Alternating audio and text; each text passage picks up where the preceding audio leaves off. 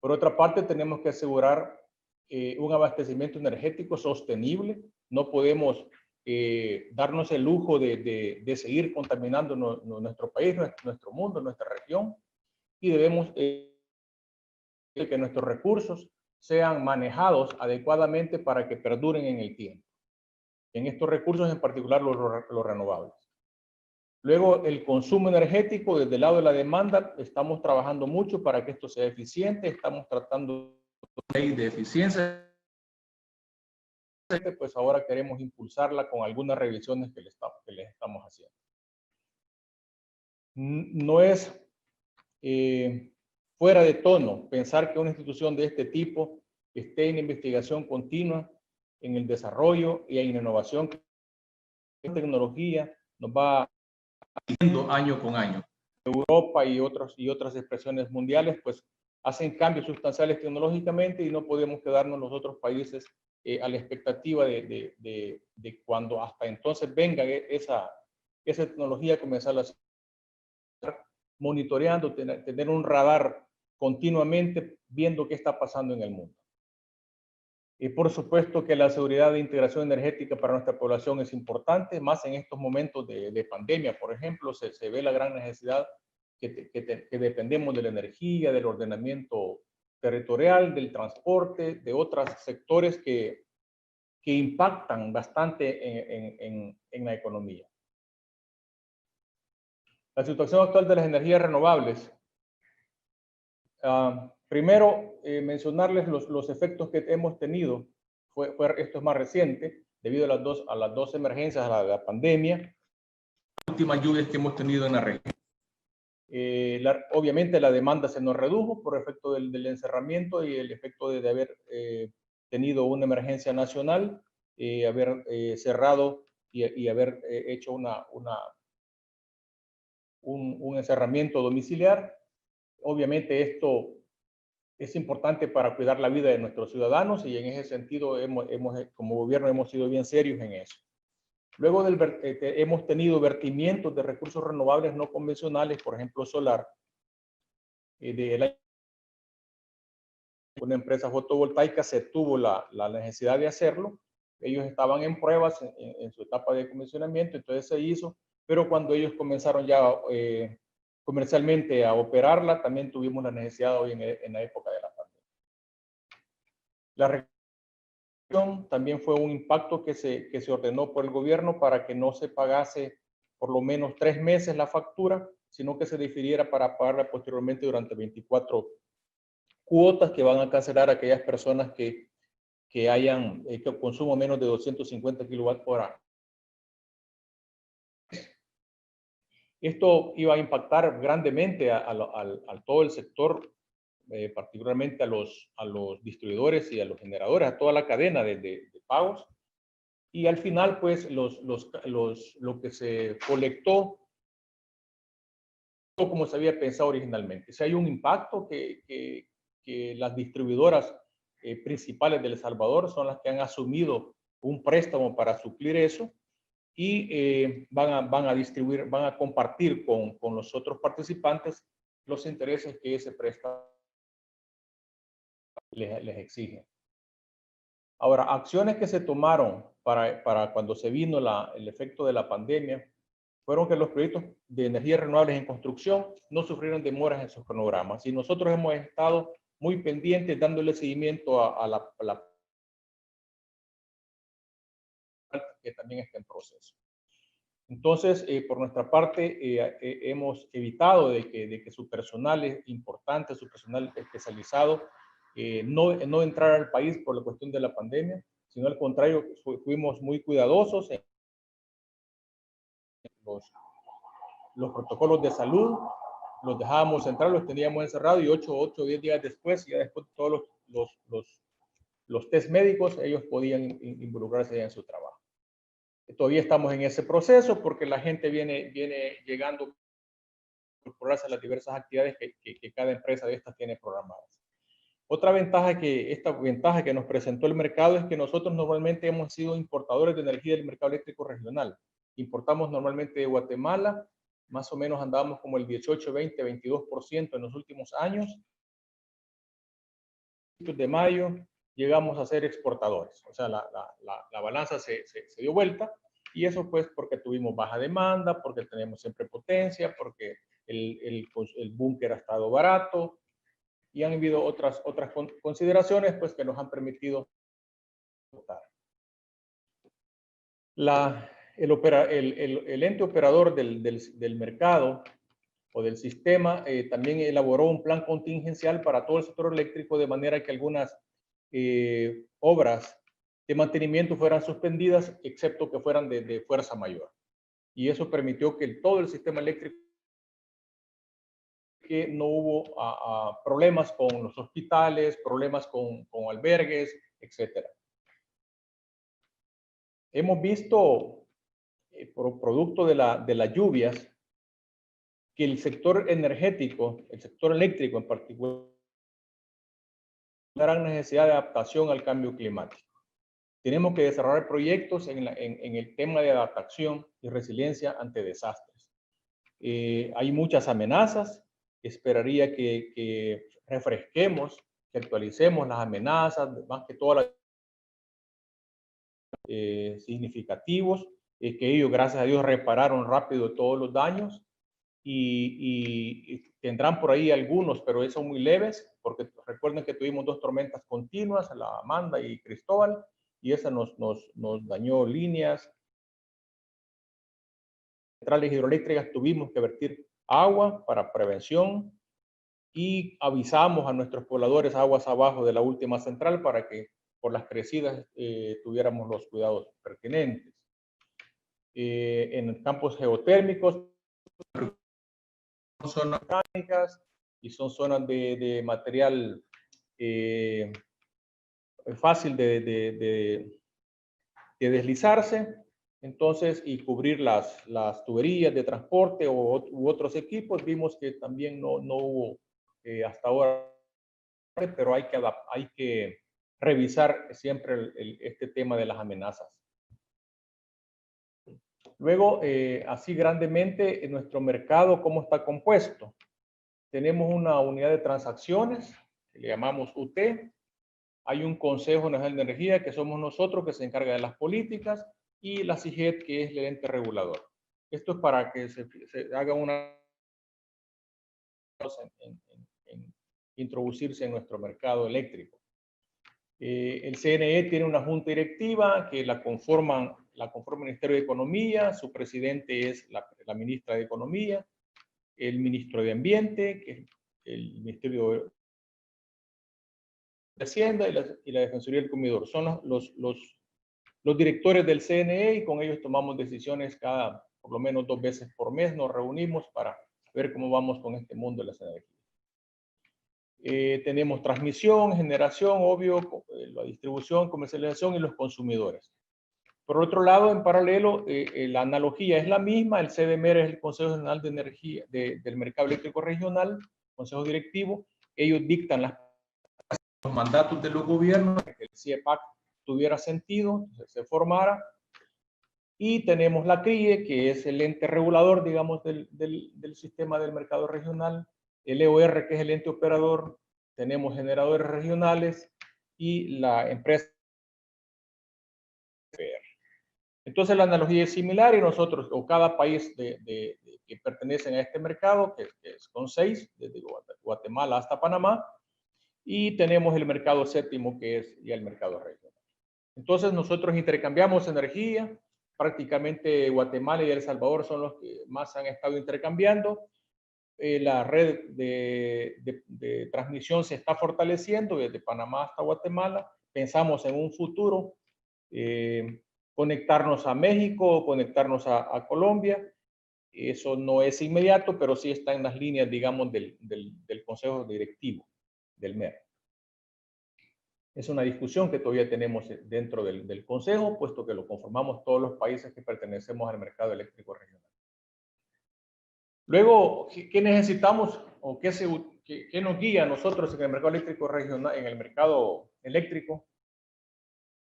Para aplicar las energías renovables tenemos una ley general de electricidad, que obviamente la estamos revisando.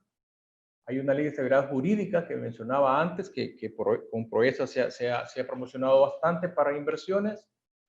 Hay una ley de incentivos fiscales para las empresas que quieran montar generación eléctrica con energías renovables no convencionales. Incluye toda energía renovable.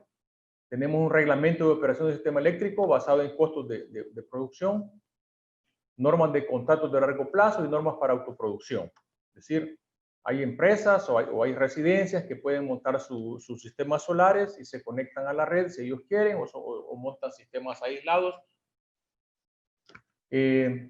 Por los mecanismos de compra, de venta y compensación de excedentes de energía, tenemos los mercados de largo plazo, contratos a largo plazo, contratos bilaterales que hacen las distribuidoras con generadores para generación distribuida, por ejemplo. Tenemos el mercado alrededor del sistema, el mercado mayorista, y hacemos compensaciones de excedentes para autoproductores. Algún residente, por ejemplo, o una maquila que esté conectada con energía fotovoltaica, por ejemplo, a la red, ellos tienen un sistema de neteo, digamos, y así ellos compensan sus excedentes y su propio autoconsumo. Luego podemos ver rápidamente en este gráfico cuál es el histórico de la capacidad instalada por recurso. En los últimos años podemos ver como el 2016 comenzamos con energía solar, hemos incursionado con energía de biomasa desde allá por los años 2000, 2002, hemos crecido paulatinamente y tenemos para el 2022 que va a entrar a la planta de gas natural y en el 2020 está a finales de noviembre esté entrando la planta eólica. Nos ha interesado estas últimas dos, por eso le hemos dado bastante énfasis durante la emergencia nacional para que ellos no se atrasen con sus proyectos. Observemos que la geotermia para nosotros es nuestro petróleo limpio, ¿verdad? Necesitamos crecer bastante en geotermia, tenemos muchos recursos como vamos a ver más adelante. Algo importante que mencionar es nuestro nivel de penetración de las energías renovables no convencionales en el mercado. Andamos entre un 40, un poquito más por ciento de penetración y esto nos exige que tarde o temprano tendríamos que buscar mecanismos de flexibilidad como por ejemplo incluir almacenamiento. Y esta podría ser algo que llamaría la atención para ir pensando en inversiones de almacenamiento en un futuro inmediato. Un futuro que no pase de 3, 4 años de acuerdo a la evolución de los costos de estas tecnologías.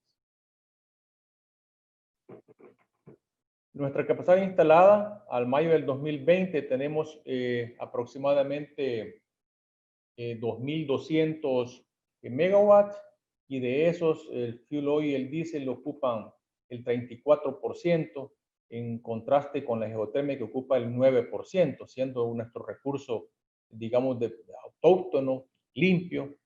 Tenemos 24% hidroeléctrico, tenemos biomasa que prácticamente son caña de azúcar, bagazo de caña de azúcar, como un 13%. Fotovoltaicos andamos con el 9%, ya con las últimas plantas que se han montado, y generación distribuida con el 11%. Como ven a la derecha, de ese 251 megawatts, 221 son fotovoltaicos, 23 son de pequeñas centrales hidroeléctricas y tenemos 7 de plantas de biogás. En el lado de la generación, tenemos una importación neta de 1.200, casi 1.300, un 20% de gigawatt. En fotovoltaica andamos por el 3%, en biomasa el 9%, térmicas 25%, térmicas hablando de fuel oil y diésel. En geotermia como el 21, 22%, ahí hemos caído un poquito, andábamos 25, 26% hace un par de años, hace unos 4 años posiblemente hemos bajado al 21, 22%. Esto nos llama la atención, tenemos una oportunidad de mejora en esta área. Estamos creciendo en otros campos como lo vamos a ver más adelante. Y las hidro que andamos por el 22%. Ahora tenemos abundante agua, pues, y estamos casi en el mercado de spot, estamos cerrando con ellos.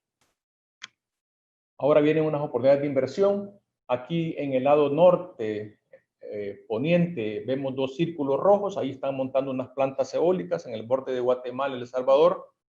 Está una planta que está en montaje que es de 50 megawatts. Hay posibilidades de montar otra de unos 50, entre 40 y 50 megawatts, y hay un potencial adicional de por lo menos unos 100 megas más que se podrían desarrollar en ese campo, en esa zona. Tenemos, los verdes son los campos geotérmicos. De Huachapán, aquí tenemos 95 megawatts instalados, creemos que podemos agregar unos 30 más.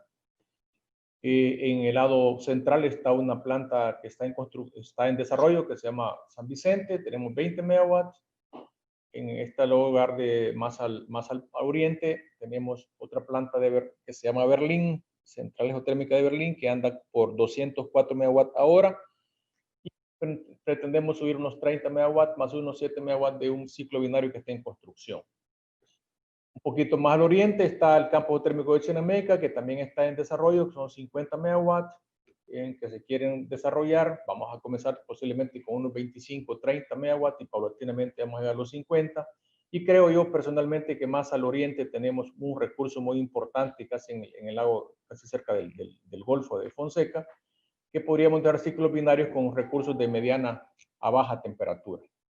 Por otro lado, tenemos propuestas para desarrollar plantas de biogás en casi todos los departamentos, como podrán ver en estos pueblos, Santa Ana, Sonsonate y todos estos puntos café que tenemos acá representan lugares donde hay potencial para aprovechar los desechos sólidos. Y plantas fotovoltaicas, hemos considerado aquellos sitios que podrían estar más cerca de subestaciones, o tendríamos que poner en otros sitios, pero reforzar nuestra línea de transmisión hacia esos lugares. Consideramos más sano en este momento llevarlas a aquellos sitios donde estemos más cerca de conectarnos a transmisión.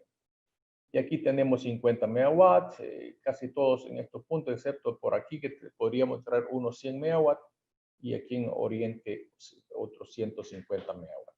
En general, en el país se puede desarrollar energía fotovoltaica en cualquier lugar, ¿verdad? Habría que ver los atributos particulares de cada sitio, sombras, los usos de la tierra, etcétera, ¿verdad? Pero si quisiéramos, si no hubieran esos inconvenientes, El Salvador tiene irradiancia solar o irradiación solar de 4 o 5, de entre 4.5 a 5.5 horas de promedio día. En el recurso hidroeléctrico en las pequeñas centrales podríamos desarrollar proyectos pequeños de 1.5 a 3 megawatts. Hay otro como de casi 10 megawatts en la zona oriental, dependiendo del caudal de estos ríos y de las caídas que ellos tengan y la tecnología que se utilice. Pero más o menos ese es el orden que podríamos pensar para desarrollar proyectos de pequeñas centrales. Un breve así estimación de lo que podríamos tener de inversiones en estos proyectos en solar. Andábamos hablando de unos 400 megawatts y más o menos considerando 1 punto y algo por instalación, hablamos de unos 440 millones. En geotermia podríamos andar rondando los 685. Esto nos dice que geotermia anda entre 4.5 y 5 millones por megawatt instalados. Luego en eólica podríamos instalar hasta unos 160 megawatts en la zona que les mencionaba, con unos 320 millones, 320 millones. En biogás podríamos, por ser de pequeña escala, a lo mejor unos 25, 30 millones. En pequeñas centrales hidroeléctricas, unos 170, y para ciclos binarios, asumiendo también costos similares de 4.5 a 5 millones, e instalar unos 60 megawatts, podríamos andar en el orden de los 300 millones. Eso es para que tengan una idea. Obviamente los inversionistas afinan estos números antes de tomar sus decisiones. Hay oportunidades de inversión en generación eléctrica renovables, sistemas de almacenamiento. Se estima que nosotros necesitamos por lo menos unos 90 megawatts bajo las condiciones que hemos hablado para inclusión de energías renovables no convencionales actuales. También podemos desarrollar proyectos de uso directo del calor, ya sea de biogás, ya sea de botaderos, ya sea de solar térmico o geotérmico. Tenemos abundancia en geotermia, tenemos abundante en sol, entonces podemos usar no solo fotovoltaicos, sino también termosolar, por ejemplo, para generación eléctrica, en combinación con geotermia, en esos lugares donde tenemos geotermia de mediano o baja temperatura o alta temperatura, donde podemos usar el agua residual de estas plantas que todavía tienen un contenido entálpico importante y que se podría combinar con el calor solar. Entonces hay muchos recursos que se podrían ir considerando en el futuro que hemos desarrollado la política para desarrollar estos recursos. Y ahí mencionarles esto último, de que para aprovechamiento del calor residual de las plantas geotérmicas actuales, por ejemplo en Aguachapán, en la letra A y en la letra B en Berlín, tenemos aguas residuales, aguas que después del uso las reinyectamos y todavía tienen un contenido energético importante, podrían utilizarse para extraerle otro poco más de calor y aprovecharla en industrias, en agroindustria, por ejemplo. Ya voy a mencionar unos ejemplos. Sitios para usos directos, ya sea geotérmicos. Económico y además es una de esas empresas que de la necesidad hizo virtud, fundada en el 2007 en un momento que era muy prometedor en el mercado español y que luego han dado el salto a la región iberoamericana. Y estamos con Ramón Monterrosa, que representa a AES Solar. Y me gustaría, Ramón, que es ingeniero eléctrico y máster en Economía y Regulación de Servicios Públicos por la Universidad de Barcelona, desde el 2016 vinculado como director de distribución o gerente del proyecto Bósforo y finalmente gerente de construcción del proyecto Bósforo, un proyecto tan importante y tan paradigmático, ¿verdad?, en la región. Me gustaría empezar por ti, Ramón, si te parece bien, y que si te parece que me comentaras, que nos comentaras a todos, porque además tenemos asistentes prácticamente de toda la región, de norte a sur, de América y de España también muchísimos. ¿Qué oportunidades, en vuestra opinión, desde la posición tan importante que tenéis vosotros en el sector, qué oportunidades presenta a corto y medio plazo el sector de las energías renovables en El Salvador desde vuestro prisma? Bueno, gracias, Antonio. Buenos días para todos los que nos ven en Latinoamérica, buenas tardes para los que nos miran en España y Europa. Buen día para nuestros compañeros panelistas, Luis, Manuel. Buen día al señor Salvador Randall, secretario ejecutivo de CNE.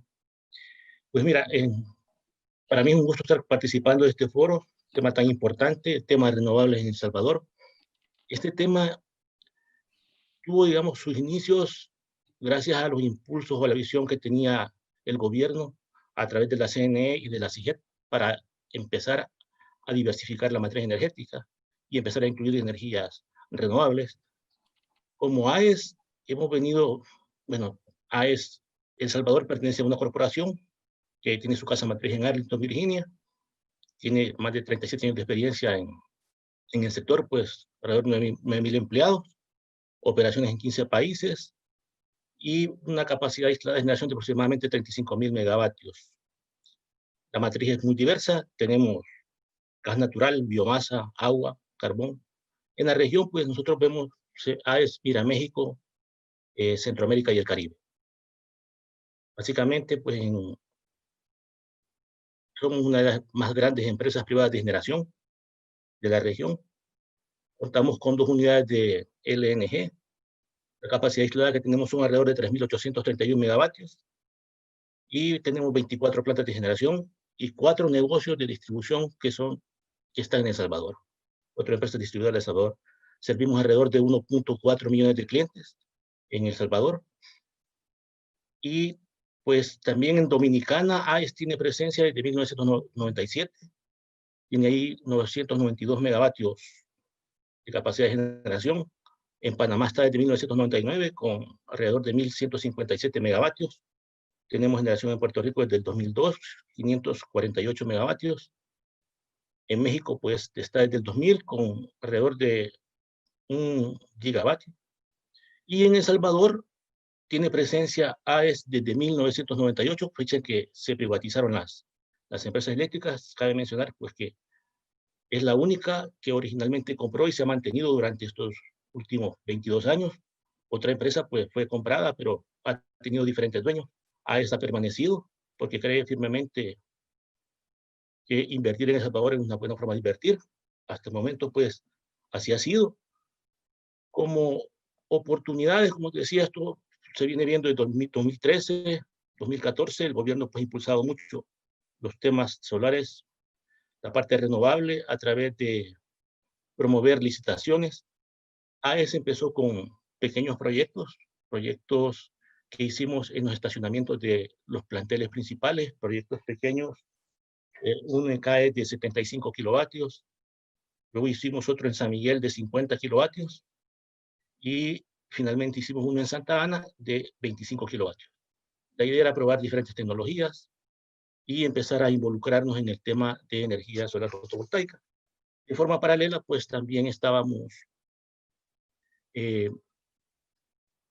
planificando y, bueno, realmente desarrollando y en el proceso constructivo de la primera planta solar fotovoltaica en El Salvador de AES en piso. Esta es la planta Moncagua, la planta de 2.5 megavatios. Fue, digamos, el génesis de este proyecto Bósforo. La inversión que se hizo ahí fue alrededor de unos $5 millones y básicamente era un bloque de energía. Teníamos 88.000 paneles fotovoltaicos, una estación central o un power station, donde teníamos la conversión con los inversores y los transformadores. En este caso eran 3 inversores y 3 transformadores que usamos para el transformador para conectarnos a la red de distribución de la empresa eléctrica. Las inversiones que se han hecho básicamente han sido en generación distribuida. ¿Qué es la generación distribuida? Pues la generación que está cercana, digamos, a los usuarios, que nos permite minimizar las pérdidas, que nos permite dar ciertas ventajas en la regulación de tensión. Entonces, fue así como AES decidió invertir no solo en una planta fotovoltaica centralizada de 100 megavatios, sino que decidimos hacer 10 plantas fotovoltaicas en diferentes partes del país, distribuidas básicamente en todo El Salvador. Ahí fue que empezamos a trabajar el proyecto, básicamente como idea 2015, 2016, pero ya se empezaron a construir esas plantas y a estas alturas, pues, las 10 plantas han sido finalizadas. Inicialmente las fases eran 3. Todo esto, como te digo, bajo la perspectiva de tener ciertas condiciones.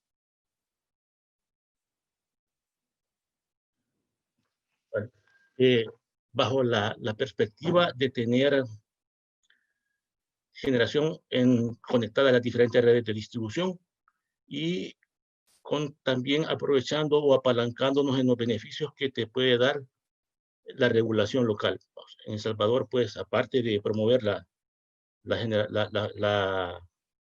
energías renovables, con licitaciones también se dieron ciertos incentivos fiscales que permiten a los inversionistas aprovechar esos incentivos y animarse a hacer inversiones en el país. Básicamente son excepciones de renta por un periodo de tiempo y excepciones en la importación de equipos. Entonces, es así como te decía, empezamos inicialmente con un alcance de 3 proyectos, 3 plantas fotovoltaicas, la primera en Pasaquina, la otra pues en La Unión y la siguiente en El Carmen, todas en el lado oriente del país. Y, por ejemplo, ahí podíamos ver las ventajas o los beneficios de la generación distribuida, en el sentido de que normalmente para llevar o transportar la energía hacia Pasaquina, que estamos en el lado norte del país, se viajaba desde un punto de entrega en La Unión, muy al sur. Ahora, con estas plantas que se colocaron, se redujo mucho el tema de las pérdidas en la red de distribución, pues era alrededor de una longitud de 60 kilómetros la que se transportaba esa energía, y se mejoró la calidad o la regulación de tensión. Aparte, digamos, también otra de las ventajas, la generación distribuida da cierta confiabilidad en la red, ¿verdad? Porque también quita congestiones. Luego que finalizamos la fase 1, que esa fase 1 arrancó su construcción en septiembre de 2017, iniciamos básicamente la fase 2 con 4 plantas que se construyeron en paralelo o de forma simultánea. Esas 4 plantas, una se construyó en Jiquilisco, la otra se construyó en Santa Ana, otra en Sonsonate y otra en San Sebastián Salitrillo. Esto, de alguna manera, lo que provoca al tener ya más generación en distribución es una menor demanda de energía de la generación primaria. Por tanto, tiene un impacto significativo, digamos, en los costos de la energía, pues ya en el sistema salvadoreño margina la generación, o se coloca el precio de la última planta generadora que entra al sistema. Entonces, si tú logras reducir un poco la demanda, evitas que plantas con mayor costo, más caras, marginen y pongan precios un poco más altos que los que podrías tener si logras reducir esa demanda. Y, por ejemplo, como lo mencionaba el señor secretario, pues ahora que tenemos mucha lluvia, se está marginando con plantas hidroeléctricas y ese costo es mucho más bajo que una térmica.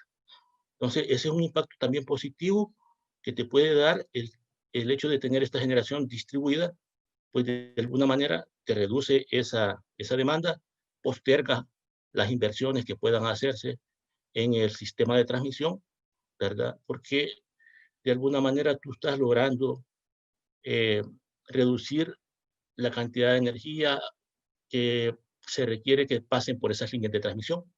Entonces puedes postergar un poco esas inversiones. Después de la fase 2, pues hicimos la fase 3, que era la parte de central, o sea, San Salvador. Fueron también 3 plantas que se construyeron, una en Nejapa y 2 en Guazapa, también de forma simultánea y en tiempo bastante récord, digamos, 5 o 6 meses para la construcción. Hoy estamos justamente, bueno, se cerró la última el mes pasado, ya estamos todas en operación y como hay, pues nuestro reto es mantener esas plantas operando de forma eficiente y de forma tal que esa inversión no solo se recupere, sino que también quede por muchos años y dé los beneficios esperados, como los que mencioné.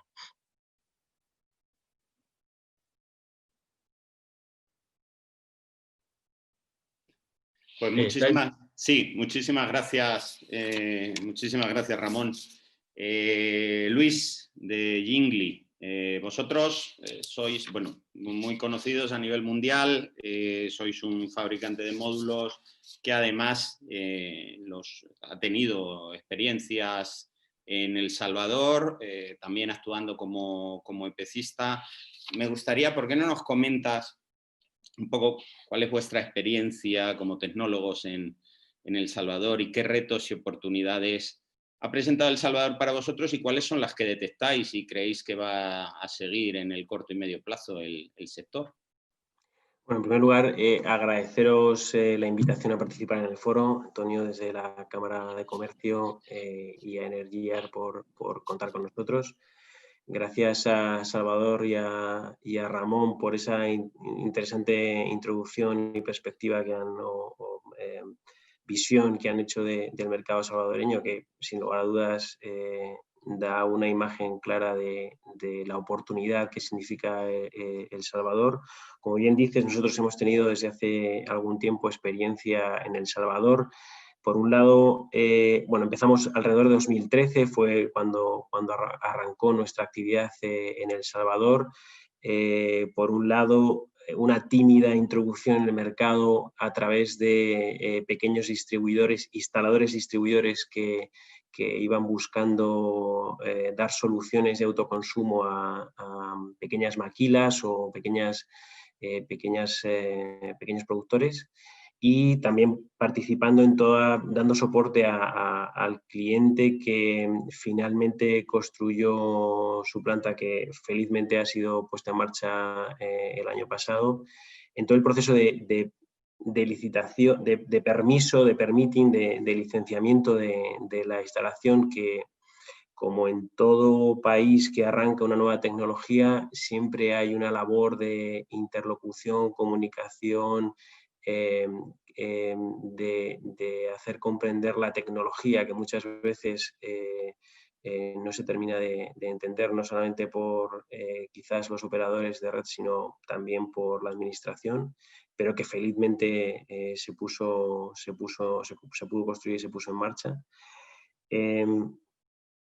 A nosotros El Salvador nos parece un país interesante desde el punto de vista de mercado, en primer lugar porque por el interés de la administración en descarbonizar su mix energético, y es ahí donde nosotros vemos una clara oportunidad, fijándonos en, como nos contaba Salvador antes, en ese 34% de peso que tiene el oil y el diésel en la matriz energética. Pues ahí encontramos que tenemos un hueco para la tecnología fotovoltaica, reemplazar ese tipo de tecnologías con tecnología fotovoltaica. Sin lugar a dudas, esa interconexión con la que cuenta o en la que participa El Salvador en el mercado eléctrico regional con el resto de países vecinos hace que El Salvador pueda ser un país generador y exportador de energía fotovoltaica, y que se faciliten las inversiones en PPAs desde El Salvador con el objetivo de exportar energía a otras regiones. Y desde luego consideramos que hay un hueco importante para el desarrollo de las plantas en autoconsumo. Ese concepto de generación distribuida que nos comentaba Ramón, que facilita primero por tiempos la construcción o el aumento de la capacidad instalada en cualquier país, por costes, porque es evidente que a día de hoy no hay ninguna tecnología de generación que sea tan competitiva como la fotovoltaica. Solo nos falta la pata que nos contaba Salvador, que es el problema general de la energía, pero que en fotovoltaica quizás es más incisivo, que es el almacenamiento, que es fundamental para que podamos aplanar esa curva de generación y lo que haría muchísimo más competitiva y versátil nuestra tecnología. Pero sin lugar a dudas, ese aporte positivo que la fotovoltaica trae al propio sistema de generación energética, permitiendo mejorar inversiones o mejorar partes de la infraestructura eléctrica, pero a su vez reduciendo la carga que el sistema puede tener y a un coste muy, muy bajo, pues es fundamental, ¿no? Nosotros como tecnólogos, y por dar alguna información diferente desde el punto de vista de la pura tecnología de fabricante, mirando al mercado global y en concreto las aplicaciones que nuestra tecnología puede tener en la región, pues entendemos que, bueno, como podéis estar viendo en los últimos años, el precio del vatio pico de panel ha bajado drásticamente y sorprendentemente. Los costes de producción han bajado de una manera muy agresiva, empujados por el avance tecnológico, el desarrollo en I+D y el avance de la tecnología, fundamentalmente en la estructura de célula fotovoltaica. Ahora estamos hablando de determinadas tecnologías que ya nos posicionan en casi los 500 vatios de panel, incluso más en tecnologías monocristalina, monoPERC, tecnología PERC, que facilita la eficiencia de las placas fotovoltaicas, mejora los BOS de las plantas y hace que sea más atractiva la inversión en fotovoltaica. En concreto, mirando a El Salvador, entendemos que la tecnología bifacial, que también, digamos, la tendencia del mercado en determinadas regiones va a tecnología bifacial montada sobre seguidor un eje, para optimizar el funcionamiento de las plantas y maximizar la producción. En El Salvador, debido a su latitud, entendemos que hay básicamente dos tipos de tecnología que son claramente favorables tanto a nivel económico como de producción, que sería el policristalino por un tema de coste puro y duro, y el módulo PERC, monoPERC, digamos ese tipo de monoPERC en sus distintas variedades, célula partida y demás, pues digamos serían las soluciones probablemente idóneas para digamos, balanceando coste y producción.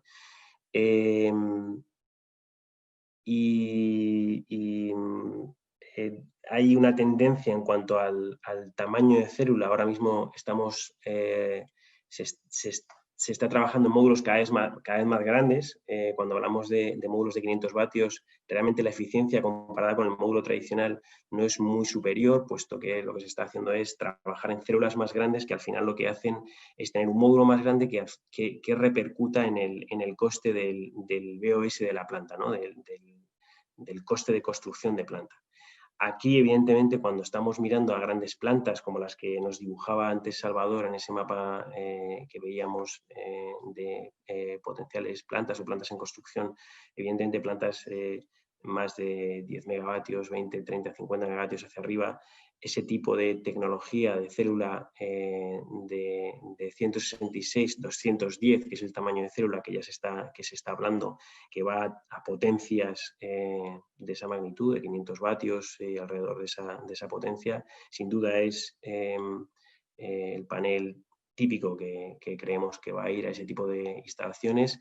Cuando estamos hablando de autoconsumos y trabajos en cubierta, donde quizás la maniobrabilidad y el manejo de paneles es más complejo, primero por un tema de facilidad operativa y luego por un tema de prevención de riesgos laborales, pues quizás ese tamaño de células se nos antoja a nosotros como tecnólogos demasiado grande, paneles demasiado grandes, pero hacia ahí es hacia donde va el sector y hacia la tipología de clientes hacia las que nosotros nos enfocamos, ¿no? Digamos, polarizada, ¿no? a esas potenciales grandes plantas fotovoltaicas donde la célula tiende a ser de mayor tamaño, y esa tipología de cliente que va buscando un autoconsumo, un reducir los costes fijos que tiene en su producción a través de autoconsumos, ¿no? Digamos, serían nuestros canales claros que vemos como objetivo de desarrollo. Pues muchísimas gracias por tu visión, Luis. Manuel, si te parece, vamos contigo. Bueno, como decía yo antes, que eres CEO y además fundador de Enerland, que hace más de una década que fundasteis y por tanto habéis vivido unos años muy movidos y de mucho cambio en España y en otros países, y además muy tempranamente vosotros bueno, pues materializasteis un interés en la región y desembarcasteis en El Salvador. Estáis dedicados al desarrollo, al EPC, a la operación y mantenimiento. Creo que debéis tener ya como más de 100 megas en operación y mantenimiento allí. Me gustaría que desde esa experiencia nos cuentes cuáles en vuestra opinión las áreas de crecimiento, de mejora, cuáles son las oportunidades que vosotros entendéis que la industria puede aprovechar para seguir creciendo y para que se continúe consolidando todas las políticas públicas de generación de energías renovables allí en El Salvador. Perfecto, Antonio, pues muchísimas gracias por tu introducción. Agradecer también al resto de panelistas, a Luis, a Ramón, a Salvador, por vuestras intervenciones. Y bueno, y sin más dilación, bueno, os voy a contar un poco la experiencia que hemos tenido nosotros en El Salvador, ¿vale? Si queréis, primero voy a presentar un poco lo que es mi empresa. Enerland es una empresa que tiene 3 divisiones muy diferenciadas. Una es el desarrollo, otra es el EPC y otra es la operación y mantenimiento, ¿vale? Empezamos en España en el año 2007 con el boom de la fotovoltaica y, bueno, pues hubo un momento que hubo un cambio de política el gobierno español y nos tocó pues coger la maleta y salir fuera. Con errores y con aciertos, ¿vale? Como cuando sales fuera, ¿no? Porque siempre tienes cosas buenas y cosas malas, ¿vale? Entonces, a ver, nosotros estamos, como muchas empresas españolas, muy bien situados en todo lo que es Latinoamérica. Tenemos oficinas en México, donde estamos ejecutando ahora un parque de 13,6 y otro de 106. Hemos construido 50 megavatios el año pasado y seguimos, a pesar de los problemas actuales, seguimos construyendo. En El Salvador entramos en el 2013. Hemos hecho también en Centroamérica, en Honduras y en Costa Rica, parques solares. En Colombia tenemos sociedades del 2016 y también hemos hecho parques solares y estamos ejecutando ahora uno de 5,6. En Argentina ganamos un tender y tenemos un parque de 14 megavatios allí. Y bueno, más tirando un poco a lo que es Europa, en España, que es nuestro principal país, estamos desarrollando más de 700 megavatios. En Italia tenemos un pipeline también de 300 megavatios. En Portugal el año pasado ganamos un tender para un parque de 20 megavatios. Túnez, que también ganamos el año pasado otro tender para un parque chiquitito de 10 megavatios. Y por último, tenemos una pequeña oficina en Filipinas, donde hemos desarrollado proyectos de autoconsumo y tenemos un parque en desarrollo pequeño, ¿vale? Eso es un poco, a grandes rasgos, lo que es la sociedad. Y bueno, paso a contaros un poco cómo entré en El Salvador y un poco cómo ha sido mi experiencia, y también acabaré un poco con lecciones a aprender, ¿no? Para bueno, la gente que quiera conocer el país, pues que no cometan los mismos errores que cometí yo, ¿no? A ver, nosotros empezamos en El Salvador en el 2013. Bueno, en 2012 hicimos un poco de prospección, como ha comentado Luis, con instalaciones de autoconsumo, porque la tarifa eléctrica era alta y entonces, bueno, pues aunque el precio de la solar todavía era caro, bueno, pero bueno, hacía sentido, ¿no? Y en el 2013 el gobierno sacó una licitación de bloques pequeños, ¿vale? Para la generación distribuida eran bloques de 400 kilovatios y como máximo podías tener en un mismo parque 3 bloques, ¿no? Ahí, bueno, pues fue nuestra primera experiencia. Acudimos a la licitación como promotores y también como tecnólogos o como EPCistas de otros promotores, ¿no? Y ahí fue un poco como nos implantamos, ¿vale? En ese momento había, en 2013 yo creo que habría alguna planta experimental en El Salvador de fotovoltaica, alguna, muy poco. Pero bueno, eso fue un poco el comienzo, ¿vale? Y conocimos un poco todo lo que es el desarrollo y luego lo que fue la construcción, ¿vale? De todas las plantas, ¿vale? A partir del 2015 ya conectamos todas las plantas pequeñas y ya, bueno, el gobierno empezó a sacar otra serie de licitaciones donde, bueno, nosotros o nuestros clientes acudieron y hemos tenido la suerte, ¿vale?, de poder ejecutar, pues, diversos parques. Bueno, pues en total tenemos como alrededor de 100 megavatios. En El Salvador ahora estamos ejecutando un parque de 13,6 para un cliente español y bueno, y esa ha sido un poco nuestra experiencia, ¿no? Tenemos un equipo local de ingenieros, gente de compras, administración, gente de operación y mantenimiento, porque además llevamos todo lo que es la operación y mantenimiento de todos los parques. Y la experiencia en El Salvador, pues, hombre, para mí ha sido buena, ¿no? En un momento en el que, pues, 2013, en el que España, pues, no había nada. Nosotros la última planta que hicimos en España en 2013 fue una planta de 1 megavatio y se acabó toda política a nivel solar. Y entonces, bueno, pues afortunadamente el mercado salvadoreño pues nos ayudó, ¿no?, a desarrollar otros mercados y a crecer como empresa, ¿no? Y bueno, pues a ver, dentro de lo que es el mercado, es un mercado pequeño, ¿vale? Pero es un mercado interesante y es un mercado que ha apostado mucho por la energía solar, ¿no? Y dentro de la energía, pues yo creo que se han hecho las cosas bien a nivel, sobre todo gubernamental, ¿no? Yo os puedo contar un poco mi experiencia a nivel de lo que es la licitación. Las licitaciones yo creo que han sido unas licitaciones rigurosas, ¿vale? Donde no ha habido cosas extrañas. Nosotros estamos muy acostumbrados a trabajar en licitaciones y a veces, pues bueno, como todas las licitaciones, que pasan cosas raras, ¿no?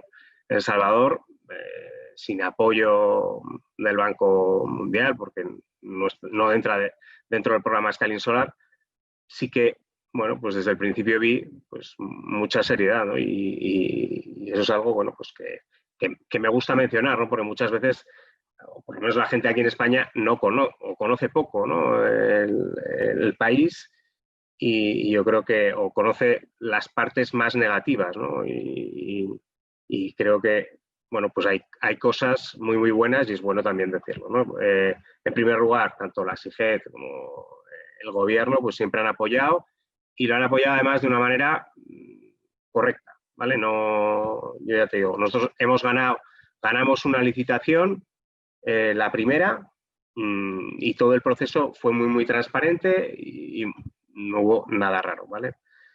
Pero bueno, bueno, para la gente que quiera entrar en el país, que quiera conocerlo un poco más, bueno, yo me he escrito aquí cuatro puntos, ¿no? que hay que mencionar, sobre todo para evitar un poco errores, ¿no? O para ir sobre aviso, ¿no? La gente que entra, pues cuando entras en un país nuevo, pues todo es nuevo, entonces, bueno, hay que prestar especial atención y sobre todo aprender de la gente que ha cometido errores, ¿no?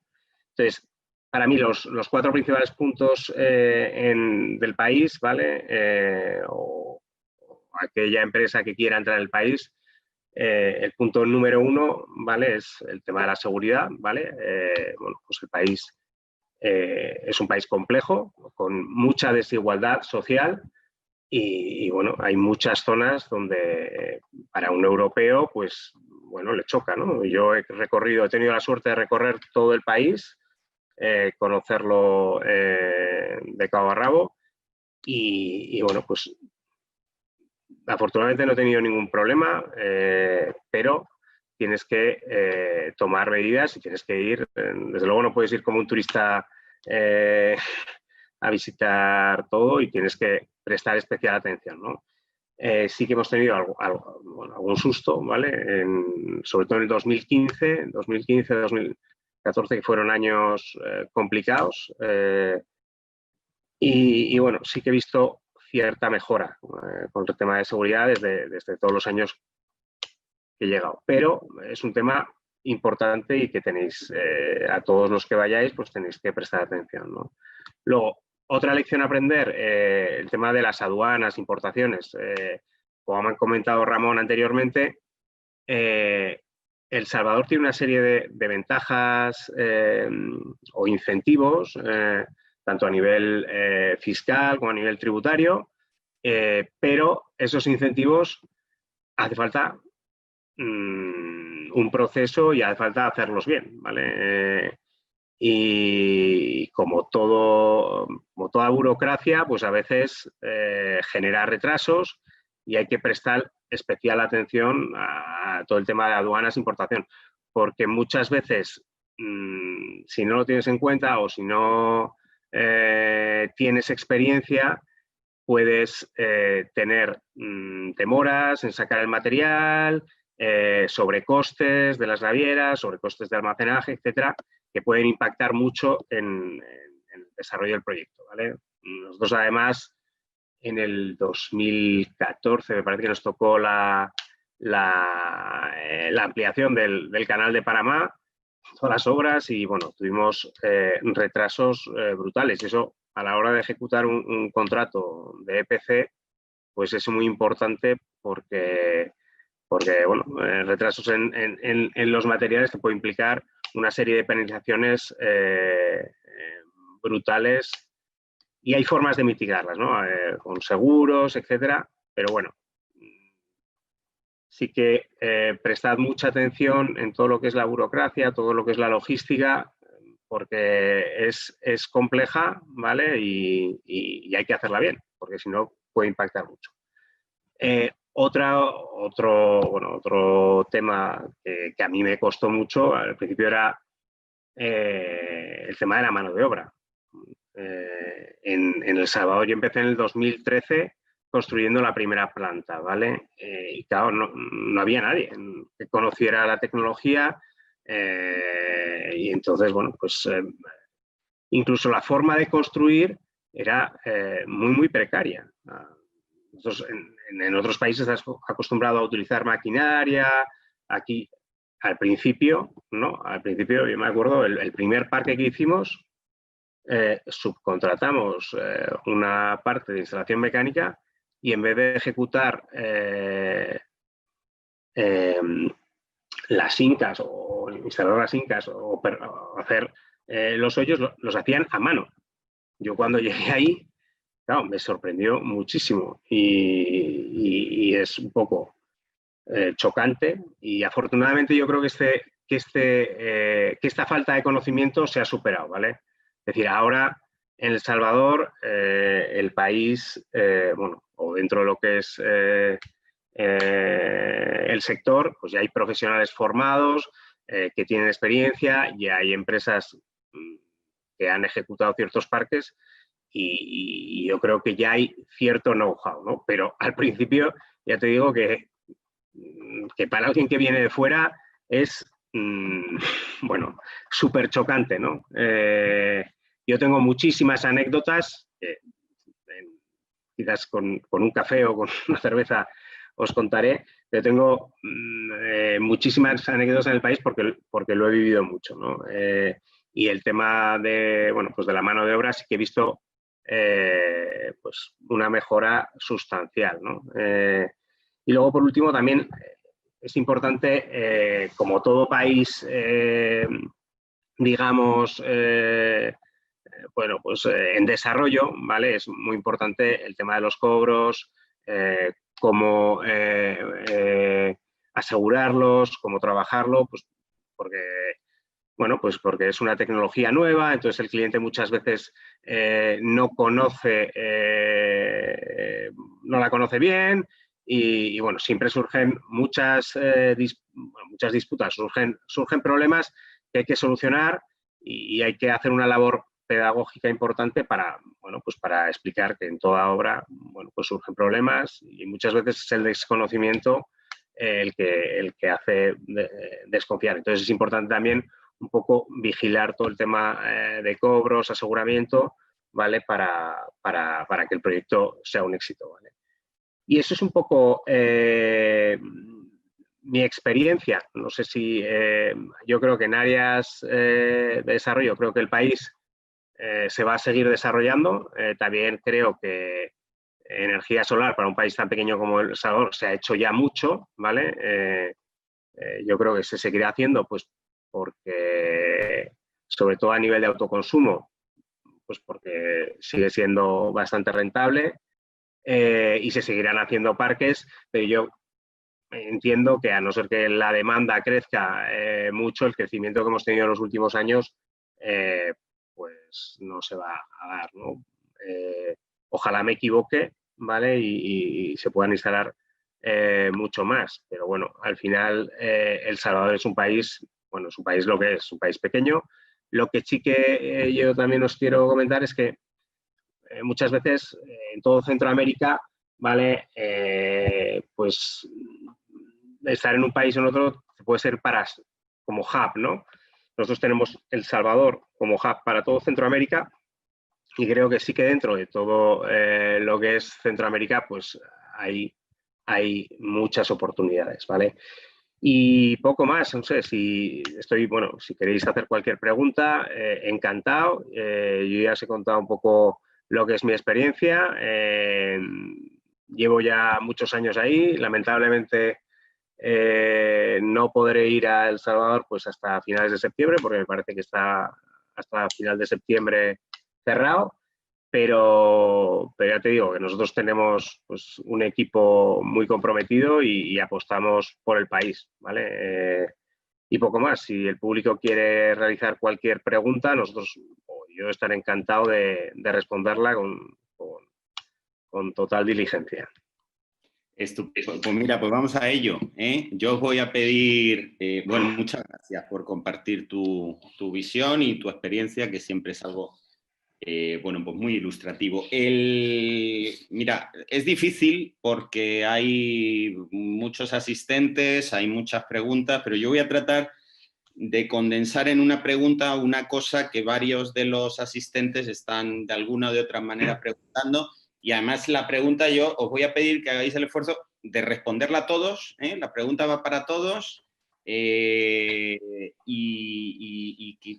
os voy a pedir el esfuerzo de que la respondáis muy brevemente, que sé que es muy difícil. Vamos a ver, hay un tema que yo creo que salta a la vista, ¿no?, a todo el mundo que esté en el sector, y es que, como nos ha señalado el licenciado Handal, estamos en generación un 34% en combustibles fósiles y creo que era un 20% en importación neta, ¿no? Entonces hay una reflexión que yo hago. Bueno, oye, es decir, todo esto es el espacio para la mejora, el espacio de oportunidad que hay para las energías renovables en El Salvador, por ejemplo. A mí me gustaría que contéis esa visión, y hablo más de las energías renovables porque hoy es una mesa, aunque estamos hablando de energía, pero es una mesa de energías renovables por la presencia de las empresas que hay. Y continuando con esto es, oye, ¿cómo está fundamentalmente? Porque tanto Jingli como Enerland estáis en fotovoltaica principalmente, ¿no? Entonces, hay ahora mismo, ¿cuál es la percepción del inversor de apostar por la fotovoltaica? Vemos que El Salvador es un país privilegiado, tiene recurso renovable el que quieras, para todas las tecnologías, ¿verdad? Hay oportunidades hay hueco donde ponerlas, como nos ha señalado José Salvador, y bueno, ¿cuál es la percepción del inversor? Vosotros que estáis continuamente trabajando con ellos. También en ese sentido me gustaría la reflexión de Ramón Monterrosa, que vuestra compañía además ha apostado por varias tecnologías, como has señalado en tu intervención. Bueno, ¿cuál es también en la percepción de AES la importancia o la percepción del inversor para la fotovoltaica? Si os parece, empezamos con el licenciado Handal y continuamos así, vamos, os pido brevedad, por favor.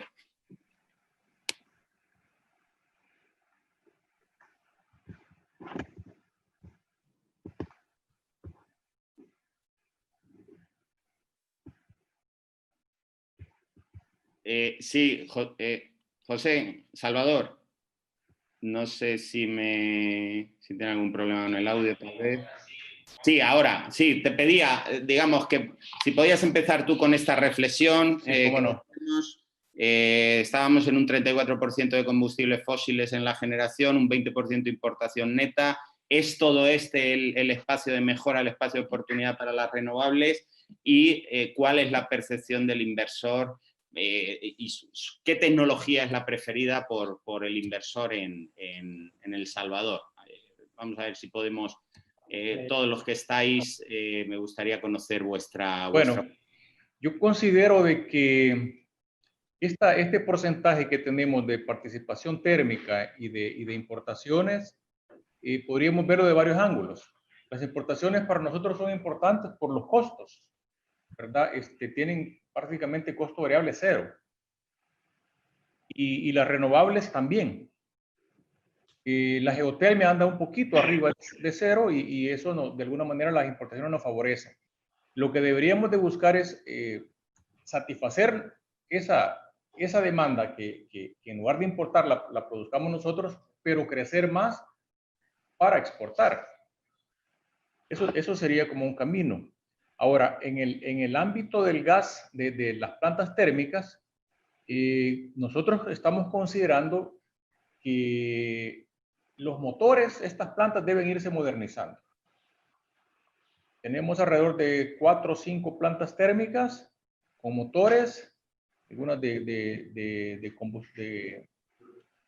fuel oil, la mayoría, y esto podemos transformarlo a gas natural. Las tecnologías ya hay cambios en esto y se podría ir paulatinamente haciendo estos cambios. De manera tal que nuestro parque podría estar cubierto bastante de gas natural. Es más, la planta que viene de EDP es de 350 y algo megawatts. Y esto va a impactar a casi todo el mercado. Por otro lado, AES está con la idea de traer gas a Salvador para transportar y vender a las industrias. Esto va a mover nuestro sistema de competencia, le va a imprimir un salto positivo. Pero hay oportunidades de crecimiento en esto que le decía de renovables, de importaciones para las renovables no convencionales. También no solo pensar de que debemos ser energía eléctrica, también tenemos calor y podemos hacer negocios con calor geotérmico o con calor solar. Y podemos fomentar otras industrias. Nosotros no podemos comenzar solo a montar plantas sin que nuestra demanda vaya creciendo. Tenemos que también fomentar el crecimiento del consumidor, el crecimiento de la demanda, del lado industrial, del lado del comercio, del lado residente, del lado público, obviamente siendo eficiente, pero hay que incrementar la demanda y eso nos va a permitir que los inversionistas puedan tener dónde poner esta energía. Por ejemplo, tenemos un proyecto grande que es la movilidad eléctrica. Esto se está trabajando, lastimosamente con lo de la pandemia se ha detenido un poco casi todas las ideas que se han concentrado en esto, pero esto se va a retomar, tarde o temprano se retoma y ahí vamos a tener un lugar donde crecer en demanda desde la movilidad eléctrica. Tenemos que ordenar el parque de transporte, inclusive. Tenemos que ser eficientes con el consumo para reducir contaminaciones y otras cosas. Y darle cabida a la movilidad eléctrica, es decir, al transporte público, al tren, a las tranvías, etc. Esto no es cuestión de 3 años, 5 años, es un proceso. Por eso decía que la política la estamos viendo en 2050. Pero los inversionistas en fotovoltaico, en eólico, que hay recursos acá o en otras tecnologías, biogás, etcétera, tienen un parque amplio, pero nosotros tenemos que ofrecerle a ellos tener un lugar donde vamos a consumir la energía. Sí, las dos cosas tienen que ir estimulando la inversión en generación, pero también tenemos que hacer crecer desde el punto de vista económico, desde el punto de vista del fortalecimiento económico, que estamos ya arrancando de esta semana, ya están en diálogos para ver cómo hacemos la reactivación económica, y esto nos va a llevar a proponer crecimiento en la demanda. Eso por ese lado que se podría cubrir de esa manera.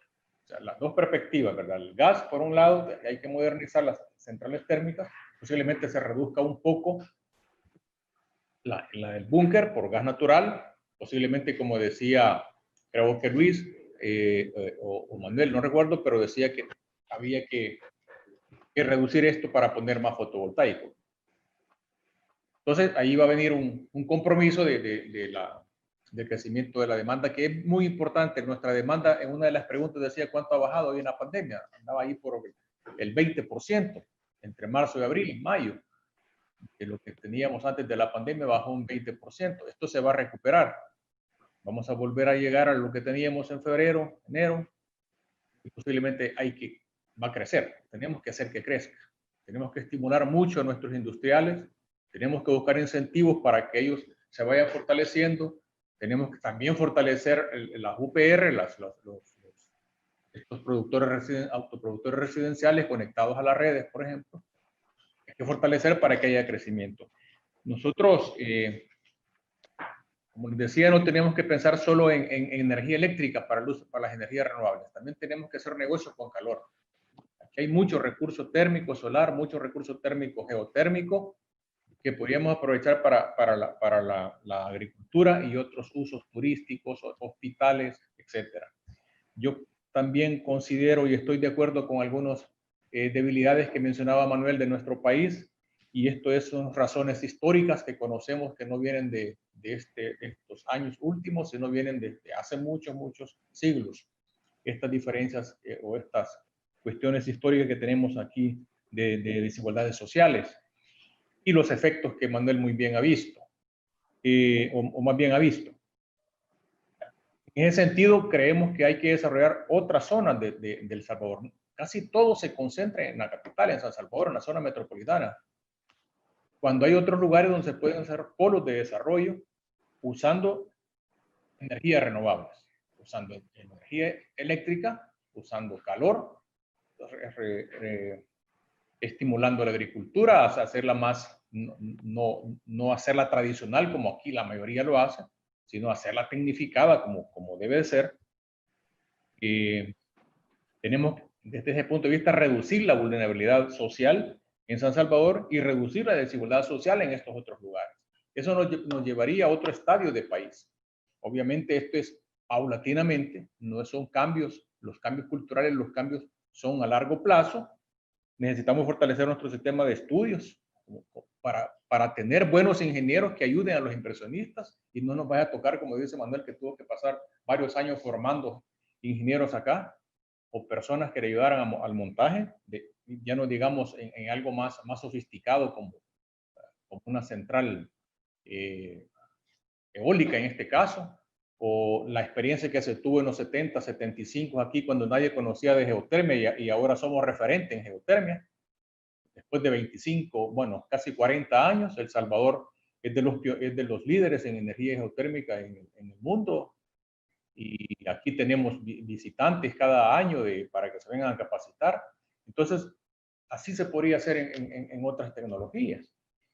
Y por eso digo yo que hay que fortalecer nuestro sistema de estudios, nuestro sistema de formación en general, con tecnología, estar al día de la ciencia, ¿verdad? Y Europa y otros países sobresalen porque sus inversiones en tecnología y en educación científica es de alto nivel, ¿verdad? Y entonces ahí tienen los resultados. Y eso es lo que nosotros también estamos promoviendo en la política energética, la innovación, la tecnología, la investigación. Bueno, eso era agregando un poco a la pregunta de los 34 y 20% que tenemos de nuestra matriz energética en térmicos y en importaciones.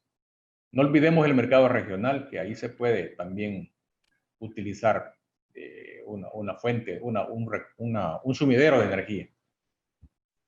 Genial, pues Salvador, muchísimas gracias. Adelante, Ramón, ¿te parece? ¿Nos haces tu comentario? Vale, perfecto. Bueno, yo lo veo así. Si nos concentramos o nos enfocamos en las importaciones, ese 20% de importaciones está gobernado por dos variables de mercado. Una es la demanda y la otra es el precio de energía. Si la demanda disminuye, el precio disminuye, las importaciones se reducen, al grado que también pueden desaparecer, como es el caso actual con la pandemia que hemos tenido, pues en El Salvador ha bajado mucho la demanda y nos convertimos ahora en exportadores. Entonces, ese 20% se va a ver impactado por esas variables, demanda, precio. El 34%, la parte de fósiles, como lo mencionaba Salvador, tiene mucho que ver con modernizar las máquinas. Realmente la parte de fósiles no se puede prescindir, o sea, no puede decir vamos a llegar 100% solar, porque hay mucho de estabilidad del sistema que te lo dan esas máquinas de gran inercia. A menos que tú digas, voy a hacer solar, pero voy a buscar alternativas para hacer a mi sistema seguro y estable ante pérdidas importantes de carga. En este momento, esa estabilidad la está dando esa parte fósil. Seguramente que también como el mercado, aquellas máquinas ineficientes, pues poco participarán. En la medida que se modernicen, van a tener participación, o si no, pues se van a ir reduciendo ese porcentaje. Esto ha sido muy dinámico en los últimos años y ha venido cambiando, pero pueden ocurrir esos dos escenarios, o sea, se modernizan y eficientizan, se mejora precio, o pues tenderán a irse reduciendo. Al final, es un beneficio como mercado porque logramos eficiencias, mejores precios. ¿verdad? Y mejor administración. Claro, la demanda no es que va a estar así como estamos en este momento. La demanda eventualmente tiene que recuperarse, ya lo mencionábamos. En El Salvador, pues ya se está pensando en un plan de reactivación económica. Esperamos pues que también ese efecto de pandemia logremos superarlo antes de finalizar el año y empezar un año 2021 con mejores perspectivas y con iniciativas como la electromovilidad, obviamente pues son demandas distribuidas que se están moviendo, pero que estarán llegando a ser parte de nuestro sistema o nuestro mercado eléctrico. Eso es lo que te podría decir en cuanto a esos dos factores. Genial, pues muchísimas gracias. Luis, ¿te parece? Sí, bueno, yo simplemente la visión de cómo avanza el mundo en general va hacia una superelectrificación en general. Salvador y Ramón apuntaban, por ejemplo, todo el tema de movilidad eléctrica. Yo creo que en general cualquier país debe buscar su óptimo en un mix energético. En concreto, y mirando a la tecnología que digamos, yo podría representar, que es la pura fotovoltaica, creo que es una oportunidad para cualquier país. Primero porque a través de la inversión en fotovoltaica se favorecen la inversión o implica una inversión en mejora de los sistemas eléctricos de cualquier país a un coste que paga, digamos, la fotovoltaica. Mejora la eficiencia energética del propio sistema porque reduce las pérdidas y, como apuntaba Ramón, en la generación distribuida. Tiene una velocidad de construcción y de aumentar capacidad productiva de cualquier país que no hay tecnología que lo supere. Y evidentemente tiene la fortaleza de reducir las emisiones de efecto invernadero, ¿no? A través de este tipo de tecnología. Como tecnólogo, evidentemente, el trabajo en la eficiencia, en el aumento de la eficiencia energética y del panel fotovoltaico y la reducción de costes hace que las plantas sean cada vez, la inversión en fotovoltaica sea cada vez más atractiva y eso no va a dejar de parar porque hay todavía recorrido tecnológico en este tipo de equipos. Y luego, como aplicaciones reales, el autoconsumo para nosotros creemos que, sin lugar a dudas, tiene toda la cabida en maquilas y productores que, sin lugar a dudas, baja sus costes fijos y puede ser una ventaja competitiva, directamente ventaja competitiva respecto a su competencia. Y mirando a grandes plantas, es fundamental esa interconexión del mercado eléctrico regional en la que participa El Salvador, mirando a los PPAs internacionales. Es decir, El Salvador podría aumentar su capacidad de producción buscando la exportación a través de esa interconexión que tiene en Centroamérica. Genial. Manuel, cuéntanos tu visión de esto. Vale, a ver. Con respecto a lo que es la visión de un inversor, ¿vale? Yo quiero recalcar algo muy importante y que no hemos comentado y que es una ventaja añadida para el país, es que es un país dolarizado, ¿vale? Es decir, se cobran dólares. Eso es maravilloso. Fíjate lo que acaba de pasar en Colombia y en México. Yo tengo clientes que de la noche a la mañana su tipo de cambio ha pasado de 18 a 22 o de 3.000 a 4.000 en Colombia. Y los equipos se compran en dólares, ¿vale? Y los PPAs se pagan en moneda local. Pues tú imagínate que de la noche a la mañana tu EPC te cuesta un 20% más caro. Eso no pasa en El Salvador, ¿vale? En El Salvador es una economía dolarizada, ¿vale? Con lo cual tú vas a cobrar siempre en dólares, ¿vale? Y eso es una ventaja muy, muy importante, ¿vale? Con respecto a capacidad de crecimiento del país, a ver, yo barro un poco por casa, ¿vale? Pues yo me dedico a la energía solar. Yo creo que, como he comentado antes, energía solar se ha hecho bastante para lo que es el tamaño del país, ¿vale? No, esto no es México, no es Brasil, no es Estados Unidos, es El Salvador. Es un país chiquitito, ¿vale? Pero que ha hecho las cosas bien a nivel solar. Entonces, ¿hay espacio para nuevos proyectos? Sí. ¿Hay espacio para autoconsumo? También. ¿Tiene sentido? Sí. Pero al final también os digo una cosa. La energía solar produce cuando produce. Y no produce por la noche. Y tiene un ciclo pues muy claro. Y a medida que tú vas introduciendo más energía solar dentro del sistema, pues se produce el proceso de canibalización de precios. Al final, la demanda es la que es. Entonces, aquí probablemente El Salvador nos pueda ayudar más. La demanda en El Salvador tiene que crecer, pero dentro de poco se va, bueno, hay una planta de 350 megavatios en Acajutla que se va a poner que se tendrá que poner en servicio. Entonces, ¿cómo va a afectar eso al sistema eléctrico? Son 350 megavatios en un país con una potencia instalada de 2.800, 3 gigas, no más. Entonces, el gas, ¿vale? Va a servir, ¿vale? Para, bueno, pues para cubrir esos huecos que la fotovoltaica no puede generar, ¿no? Yo también veo que es un país donde, oye, pues a medida que va creciendo, pues la gente va a querer tener aires acondicionados. Pues va a aumentar el consumo. A medida que la economía crezca, también crecerá.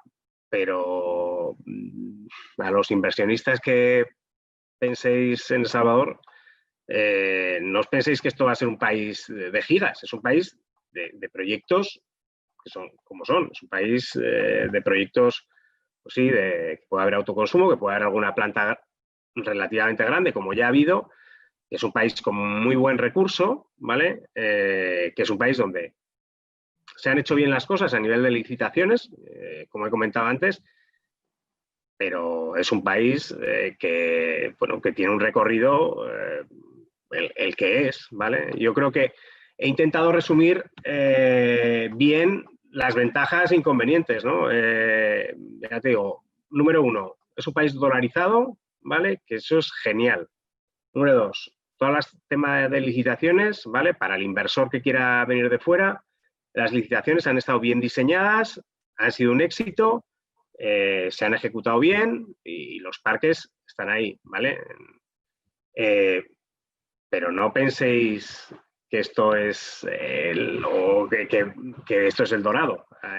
Va a ser un mercado chiquitito porque ya se ha hecho mucho. Para el tamaño del país ya se ha hecho mucho. Y yo tengo también, pues eso, ciertos interrogantes porque, bueno, se va a incorporar nueva energía dentro del sistema y estamos en un momento, pues, de mucha incertidumbre a nivel económico y si la economía baja, pues lo normal es que la demanda de electricidad también baje, ¿no? Entonces, bueno, se va a seguir desarrollando, pero poco a poco, ¿vale? Es un poco la reflexión final que hago, ¿vale? Y poco más.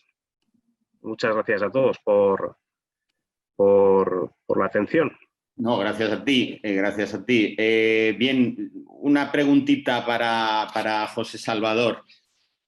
O bueno, vamos a intentar a ver si podemos resolver 3 temas que han preguntado específicamente varios de los asistentes.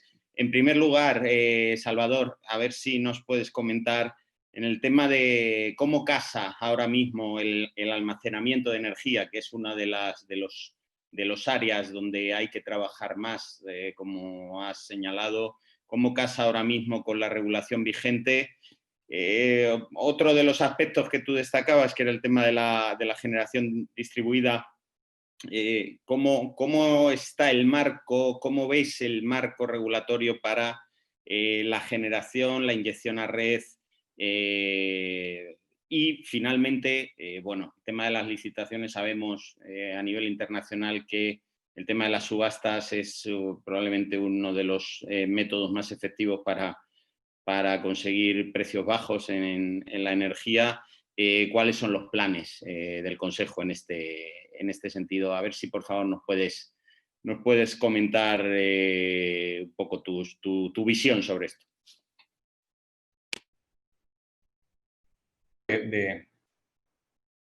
tenía un poco de problema con el audio, vamos a ver ahora. Con respecto a las regulaciones para el almacenamiento, en este momento no tenemos elaboradas las regulaciones, se tiene que trabajar en ese tema. No obstante, no impide que no se pueda hacer almacenamiento. Neoen lo está haciendo, de hecho, para su respaldo. Y creo que cualquier otro podría hacerlo dependiendo de su análisis de costos. Pero la ley ahora, la regulación, como no está, nadie no impide que no se haga. Obviamente tenemos que regularlo. Por otro lado, la generación distribuida ha ido creciendo sin ningún control, ¿verdad? Ayuda mucho, cubre la demanda. No tenemos un número exacto de cuál es la demanda que se está cubriendo con eso. Eso nos permite tener un desfase, una diferencia en la demanda que medimos en el mercado mayorista.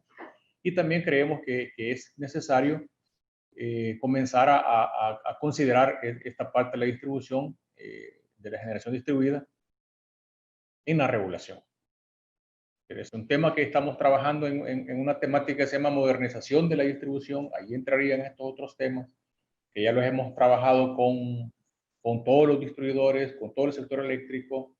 Desde hace un par de años se viene trabajando en esto. Yo llegué en julio del año pasado a este CNE y hemos seguido en ese tema porque es importante para el desarrollo del país. De ahí, en cuanto a, digamos, al crecimiento que podría ofrecer las instalaciones, eso depende de la demanda. Nosotros tenemos que estimular, como dije hace un momento, el crecimiento de la demanda. Y eso lo logramos, entonces la generación va a tener un sentido. Entonces vamos a entrar en subasta, vamos a entrar en estos concursos. Como decía Manuel, están bien diseñados, pero toda cosa puede mejorarse, ¿verdad? Aquí se hacían licitaciones y se daban unos puntos de conexión y el inversionista llegaba y él buscaba dónde conectarse. Él llegaba a buscar las tierras y pasaba todo ese proceso de adquisición de tierras, enfrentarse a estos problemas sociales que Manuel decía, etcétera. Nosotros queremos girar un poco esto, buscar ya el proyecto, buscar la zona y decir, vaya señores, aquí está este proyecto con estas características, con estas ventajas. Aquí, ¿quién quiere dar por esto? ¿Cuánto da usted por esto? Hacer como una subasta inversa, digamos. Eso lo estamos madurando, no necesariamente tiene que ser así. Por otro lado, todos los mecanismos que estamos implementando para las regulaciones, para la política que estamos ya la tenemos elaborada, pero por la pandemia no la dimos a conocer, la consultamos con todos los sectores. La consultamos con la empresa privada, la consultamos con los industriales, la consultamos con todo el sector eléctrico, AES inclusive, generadores fotovoltaicos inclusive. No sé si le llegó a Manuel, pero Paolo estuvo en esto, no me recuerdo quién más. O sea que la política está bien consultada. Lo que queremos modificar en las normativas no solo son por caprichos actuales, ¿verdad? Sino que son necesidades que la historia nos muestra. Hay leyes de 1950 en que se constituyeron algunas instituciones. Y esas leyes que se hicieron en ese momento eran válidas en ese momento y posiblemente 10, 15 años. Pero la dinámica de las sociedades exige que estas cosas vayan cambiando, las tecnologías también exigen. Las relaciones internacionales exigen que esto se vaya modificando. Los inversionistas también tienen sus propias visiones, ¿verdad? Entonces tenemos que tomar en cuenta todo esto. Los usuarios finales, que es nuestra razón de ser, también tenemos que considerarlo. La competencia, la Defensoría del Consumidor tiene un papel muy importante en esto. Entonces, viendo todo ese globo es que nosotros pretendemos que se pueden hacer, que no esté regulada el almacenamiento. No quiere decir que no se pueda hacer, lo pueden hacer, pero sí vamos a regularlo. Es como, dígame, los reglamentos de gas natural. AES va a querer transportar, pues estamos haciendo los reglamentos, pero pueden comenzar si no están todavía, ¿verdad? Si ya quisieran ellos hacer eso, pero hay que regularlo.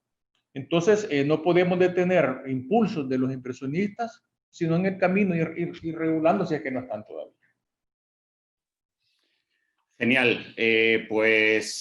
Salvador, muchas gracias por esta visión. Yo, bueno, antes ya de dar paso a la intervención final de Salvador, que me gustaría que hiciera, simplemente quería remarcar unas conclusiones. Se ha hablado aquí del marco plurianual, ¿verdad?, a un plazo tan largo como 2050. Eso es muestra precisamente del interés por una política sostenible en energía en El Salvador. Se ha hablado de los esfuerzos en investigación continua, en desarrollo, de las necesidades de adaptación del sector de la energía a las circunstancias del cambio climático y también a los desastres naturales. Y se ha puesto también un cierto énfasis, lo decía el licenciado Handal, en la interconexión, que es precisamente la interconexión entre países donde hay grandes espacios para la mejora y donde precisamente hay síntomas de la robustez de un sistema o no. También quería remarcar el funcionamiento y la estructura del mercado de contratos, tanto a largo plazo como bilaterales en spot y excedentes de autoconsumo, un área de oportunidades y de actividad muy interesante en El Salvador. Se ha hablado aquí del mix energético y de generación, donde todos yo creo que coincidimos que hay grandes espacios para la oportunidad en todas las tecnologías. Y con esto yo quería darte paso de nuevo, Salvador. Antes de eso, quería comunicar a todos los asistentes que la presentación se enviará, la enviará Energiar a todos los asistentes y la van a tener porque lo han preguntado varios. Y antes ya de darte la palabra, quería recordaros tanto a Salvador como a Ramón, por supuesto a Manuel y a Luis, pero especialmente a Salvador y a Ramón, que esto ha sido un parón en el plan que teníamos de teneros. Os queremos ver en Madrid, espero que nos veamos en Madrid próximamente cuando sea posible y pase todo esto, y que además sea en el marco de la visita ministerial que estamos tratando de organizar, y que ojalá, porque será muy bueno tanto para España como para El Salvador y para toda la región, ojalá pueda ser pronto y que todas las restricciones y las precauciones de la pandemia pues puedan ser mitigadas, y que además vengáis acompañados de ese tejido empresarial local que tanto, decía Manuel, que tanto ha mejorado y que tan buenas capacidades tiene, para que podamos desde luego explorar las sinergias con las empresas europeas y españolas, que estaremos encantados de promover todo eso. Así que yo espero que nos veamos en persona, desde luego, lo antes posible. Y sin más, Salvador, es un placer tenerte. Te doy la palabra para que hagas tus conclusiones y bueno, daros las gracias a todos y a todos los asistentes. Adelante, por favor. Muchas gracias, Antonio. Retomamos tu propuesta con todo gusto. Cuando sea posible, pues nos veremos ahí por tu tierra. Yo solo quería, antes de hacer unos agradecimientos, recordar a una de las preguntas que pasaron por ahí de los UPR, ¿verdad? Hay un reglamento para conectar a la red, lo pueden hacer, alguien preguntó, ¿verdad? Los precios son los que tienen la distribuidora, según su distribuidora que le toca. Acérquese a ellos y ellos le hacen la solución. Luego, agradecer pues a todos ustedes, a los participantes, a los futuros inversionistas del sector energético. Agradecimientos a ustedes, a la Cámara Iberoamericana de España de Comercio, Industria, Transporte, Energía y Minas, por haber gestionado este espacio tan importante para intercambio tan relevante de estas ideas, de estas opiniones. Desde el Consejo de Energía, Nacional de Energía, a través de nuestra política, queremos profundizar en el uso de energía renovable. Eso está plasmado ahí. Y que se propongan cambios energéticos futuristas con el objeto de lograr que el Consejo se convierta en un referente a nivel internacional y proporcione elementos de fondo para nuestro desarrollo económico y social, tanto local como a nivel regional. Desde la Junta Directiva fomentamos la utilización de las energías renovables. Esto debe estar bien marcado en todos los inversionistas. También queremos, y lo recalco, ¿verdad? Aparte de energía eléctrica, tenemos que fomentar el uso de nuestro calor geotérmico que está por acá. O sea, yo he visto plantas que usan un recurso, lo convierten en electricidad y después lo vuelven a convertir en calor. Ustedes conocen el efecto Joule y lo que significa en plata eso. Entonces es mejor hacerlo directo y tenemos recursos geotérmicos y térmico solar en abundancia.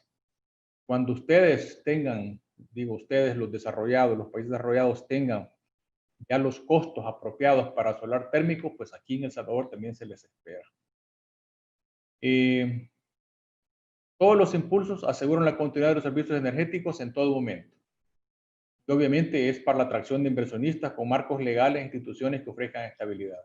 Nosotros tenemos una ley de estabilidad jurídica. Se hace un contrato con el inversionista y se le asegura estabilidad.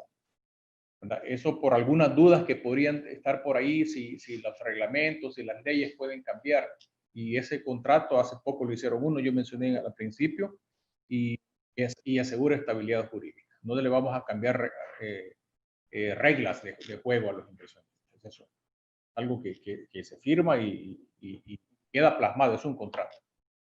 Así es que les agradezco a todos y es una buena experiencia para mí haber escuchado, haber compartido con ustedes. Espero que nos veamos pronto y pues muchas gracias, buenos días y buenas tardes. Pues muy buenos días a todos nuestros países hermanos y del otro lado del océano, que tenéis el día por delante ahora y nosotros ya no. Nosotros nos toca dentro de nada irnos a descansar. Ha sido un placer teneros. Muchísimas gracias a todos los asistentes, gracias especialmente a los panelistas, desde luego, y que nos veamos pronto en persona lo antes posible y que vaya todo bien. Muchísimas gracias. Gracias a vosotros. Gracias. Muchas gracias a ti, Antonio.